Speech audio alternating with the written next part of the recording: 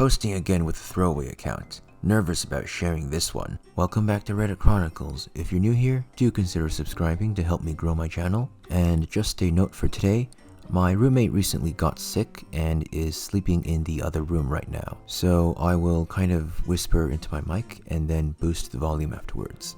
As a result, my voice will probably sound a bit coarse and monotone. I do apologize for that. Now, without any further ado, let's get started. I used to be a butcher/meat cutter. I was trained at a small mom and pop shop on how to be an actual butcher rather than just a meat cutter. I loved the career. Of course, if you intend on even getting close to a decent salary, you have to take your skills to a grocery store and work your way up the chain, or start your own successful business. I got a job at a chain supermarket and worked there for several years until I was offered the chance to run my own department. The hitch was that they wouldn't bump my salary up for the promotion, so I didn't complain. I moved on to another supermarket. This one was fancy and had a real good reputation for being a nice chain. At this point, I want to let you know that I intend to keep this somewhat anonymous. Most of the naming and shaming has already been done, and this took place 5 years in the past. This new supermarket had only 5 stores in my area. I worked at 3 of them during the 3 years I was there. I didn't have any real issues with this place until I was offered a promotion.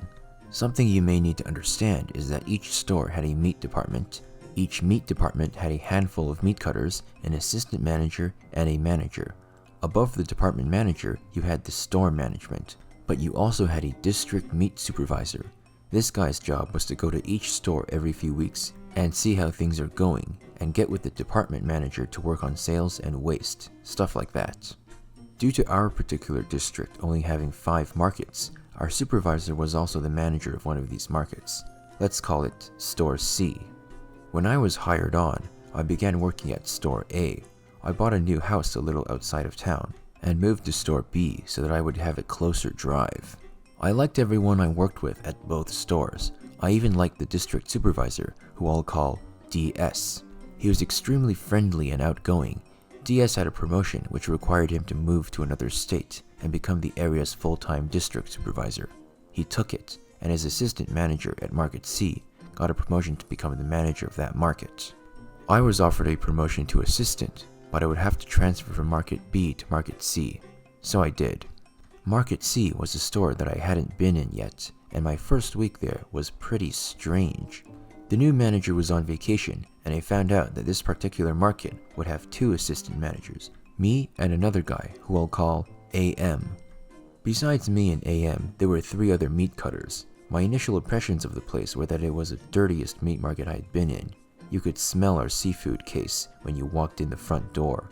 The coolers were covered in old blood, and they had out-of-date products stacked all over the place. Now, I'm not usually an a-hole, so I decided to wait until the manager came back from vacation and see how things go from there, because I may be seeing the results of a messy transition, and it might not be representative of how the market is usually run. When the market manager came back, he asked me what I thought of the place. I told him that I honestly thought it looked dirty, and that aside from the cases needing cleaning, some of the cutters were putting spoiled seafood in the cases and slimy tenderloins in the display cases. He seemed disappointed, but I wasn't sure if it was my opinion he didn't like, or the state of things while he was away. He had warned me about the other assistant manager, AM, and told me that AM was a troublemaker, that the former manager, DS, had told MM that AM was out to get him. Now, MM was looking for reasons to fire AM. Are you still following? Hahaha. Maybe I'll add some sort of key or legend or whatever to the video. I told him that I would keep that in mind. The manager closed the store with me for a few days and wanted to show me his methods of closing down the market for the night, which I thought was weird because I had years of experience doing this. But I'm not going to turn down a helping hand. MM's method of cleaning the machinery was to use no soap, no sanitizer, just degreaser and water, which is disgusting. I was also shown his method for accounting for waste. This company had a really good management information system, which gave a manager all the tools they need in order to plan for sales and reduce waste. The only requirement was that you fed it the proper information. Proper procedure was to scan out waste at the end of the night. This way, you can keep track of what wasn't selling, or what you may be producing too much of. MM, on the other hand, didn't scan out anything. He threw it away and made up numbers to input manually into the system. It doesn't make sense, but then he was able to fudge the numbers on the monthly inventory to make them look acceptable. Why? Out of all this is one of the things I understood the least. It is so easy to do it properly. I do know one thing. He was taught this by our former district supervisor, DS. He told me as much. I felt like I was in a real bad position. I didn't want to be the guy who just got there and stirred shit up left and right. And I had also just bought a house and had a 2-year-old at home with another one on the way. I felt like I might actually be able to change the culture of this market a bit and get people to start doing things the way they should be. Not just my way, but the way the law and the company require us to do the job. Months go by, I didn't make much headway. Weeks and weeks of the manager shitting on the other assistant or ignoring him completely in order to give me more responsibility. One day, AM blows up on me. So we have a talk that night and I asked him what was going on, and he said he felt our manager was cutting him out in favor of me. I told him that I had noticed it too and asked him what was up between the two of them. He tells me his story. He began working at the market about a year before me under DS. Our current manager, was his co-assistant. AM's first week there was similar to mine. He saw how dirty the place was and also closed the market down with and realized he wasn't using any soap or chemicals. He told me some other stuff, like seeing him miss weighing roasts by stacking rolls of stickers on the scale along with the meat. So AM went and told the manager at the time, DS. He told me that after that, they had it out for him. Of course, I had heard the other side of this story from and now it all made sense. My co-assistant saw many of the same problems I did and thought that DS would care. Instead, DS told to watch his back, and they tried poisoning most of the store against him. I'm guessing he means that in a way that doesn't actually involve poison, just turning most of the store against him. For my part in all this, I still kept to my goal of straightening out some of this mess. I would ask my cutters to do their job and get on a weekly schedule of looking for product going out of date and mark it down a few days in advance. I eventually found out that told them they didn't have to listen to me because I was just an assistant manager. I began scanning out wastes like we were supposed to, but I would come in from my off days and find a shopping cart of waste rolled back into the cooler, which would separate into pre-packaged items that he would just toss, and meat we'd cut there, which he would just keep in the cooler. Seafood was a whole other problem. We would get the cases of fish in, unwrapped, and the case of unwrapped fresh fish would usually have to sell by the date on it. They would never keep this information, like other stores, and would throw the dates away and put those fish in the case until they were disintegrating. On days I had to set up the case, I would do it properly. If it looked bad, I would print up a ticket, scan it out, and throw it away. I told that the fish wasn't selling well, and we should back off certain varieties and fill the case out with kale, like how other low-volume fish sections I'd worked at. Nope. Well, one month we apparently had a bad inventory. Me and the other assistant was called up to the store manager's office, where he asked us what was going on back there. So I gave him my perspective. I said that many of the guidelines were not being followed. We were over-ordering products, and we weren't throwing it away when we should. The store manager didn't seem to care. He told us that he was gonna blow the market up and didn't care where we landed, whatever the F that means. But I left with the distinct impression that he wanted us to quit trying to fix shit and just keep the numbers where DS and had them. I reached out to former coworkers at the other stores and told them what was going on, and they said they had heard those rumors about this market for years. My cutters at this market were aware of it, and most of them got to the point they wanted to fix things too, except for one of them. So I kept at trying to fix things. I would have quit, but this company paid more than I would have gotten at any other market, and I really couldn't afford to take a pay cut at the moment. However, my wife was floating the idea that I should become a stay-at-home dad once our daughter was born and just leave the place behind, but I didn't want to be a stay-at-home dad. For several weeks, our store manager would call us up into his office separately and yell at us or try to intimidate us. I told him, "You know, I've been here over a year and never got the raise I was promised. You guys have never completed my training and want me to do things that I consider unethical. Just transfer me back to my old home and I'll step down." He replied that there were only 2 ways I could leave and that a transfer wasn't one of them. I took that as my options were to quit or get fired.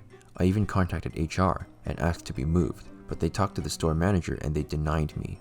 We even showed the HR manager cases of out-of-date meat that had been frozen and put in the freezer in order to keep scanning it on our monthly inventories. Fortunately, I had been recording every yelling session he had me present for. It's not something I would have normally done, but an old boss told me to document everything and cover my ass. So I did.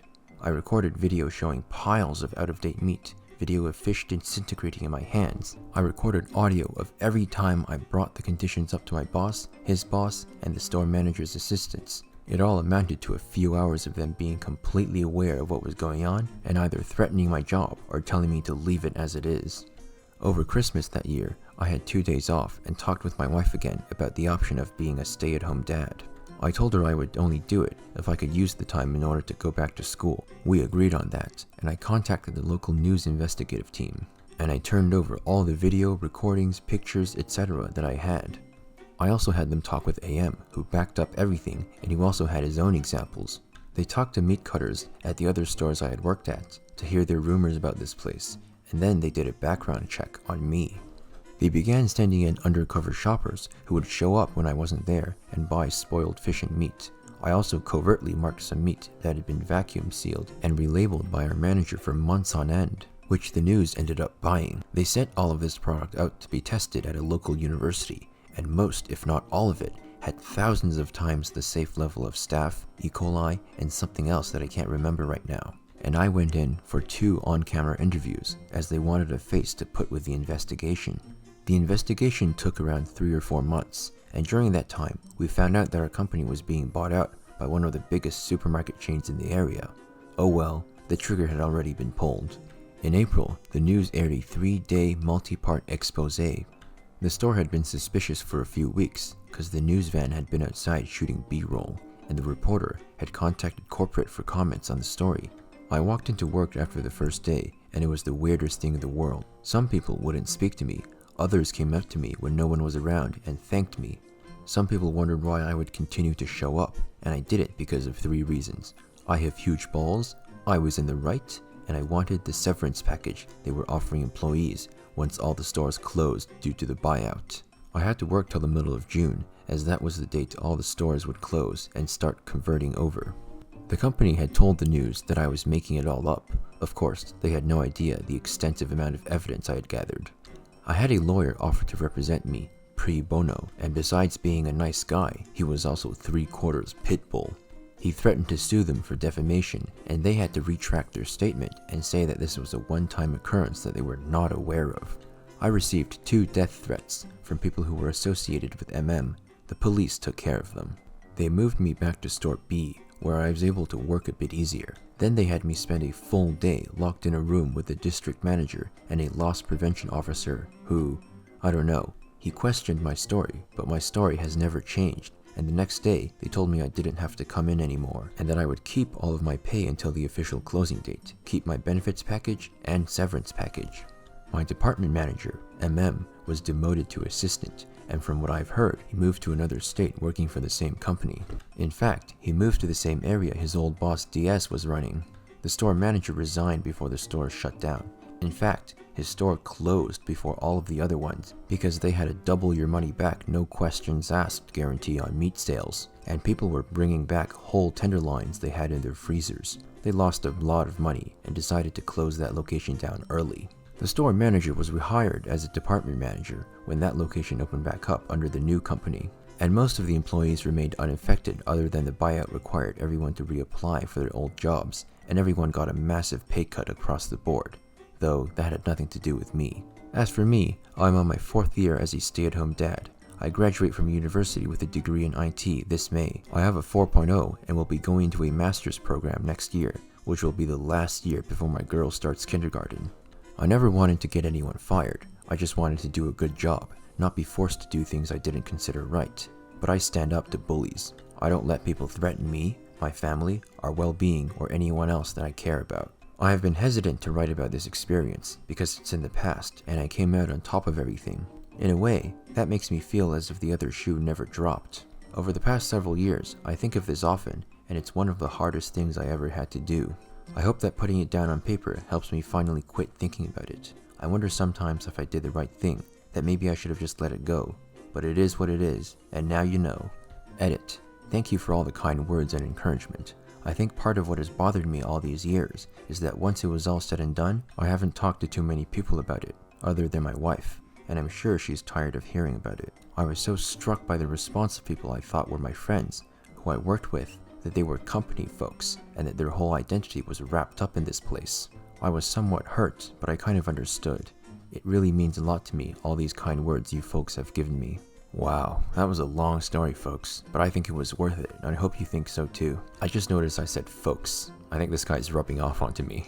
What I kind of want to say at this point is that if you ever see anyone doing something wrong, and you want to speak up or do something about it, unless it's a close friend or family member or someone else you already know, make sure you get plenty of evidence. If you want more where that came from, simply click on one of these boxes right here. And if you liked the video, I assume you do since you're still here, I'd really appreciate it if you could drop me a like and a subscribe to help me grow my cat and feed my channel. See you in the next episode of Reddit Chronicles.